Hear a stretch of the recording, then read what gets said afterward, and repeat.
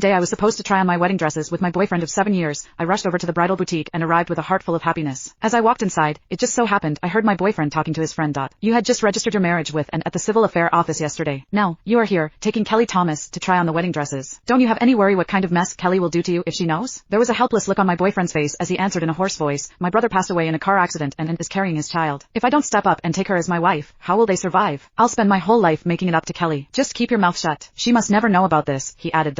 My heart shattered as the world seemed to collapse around me. Then I turned quietly and made my way to the hospital to schedule an abortion. If he couldn't provide a complete family for me and my child, there was no point in keeping the baby. Their conversation had been like an icy dagger piercing through me, extinguishing every bit of joy I'd felt after receiving my pregnancy report earlier this morning.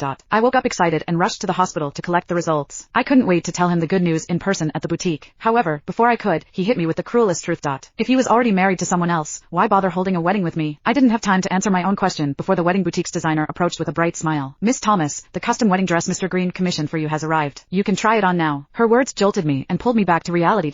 Lennox Green had poured his heart and soul into this wedding. He had done more than anyone else for it. The wedding ring and dress had both been designed and overseen by him. They were based entirely on my preferences. He even had engraved a few words inside the ring. It wrote, "Love one another, love without doubt." I had suggested hiring a designer to handle everything, hoping to lighten his burden, but he refused. Designing everything myself shows sincerity, he had said. I want you to look at these things and always think of me. When his friends and families knew about this, they all praised him. You are going to be a wonderful husband in the future. Kelly, you sure are a lucky woman to be his fiancée. However, who could have imagined that his so-called love for me would become such a bitter irony? I steadied myself and headed toward the fitting room where the dress was displayed. That's when I saw a familiar figure. It was Anne Garland.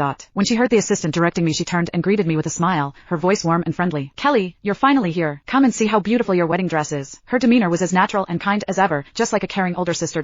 Back when Lennox's brother was alive, I had made a conscious effort to befriend her and shared gifts and tips to build a good relationship with the woman who I thought would be my future sister-in-law. If I had not accidentally heard the words that Lennox and his friend had uttered among them, I would never have imagined that she would become the uncrossable barrier between me and Lennox. The memory of their conversation replayed in my mind. My gaze instinctively dropped to her still flat stomach and a wave of bitterness welled up inside me.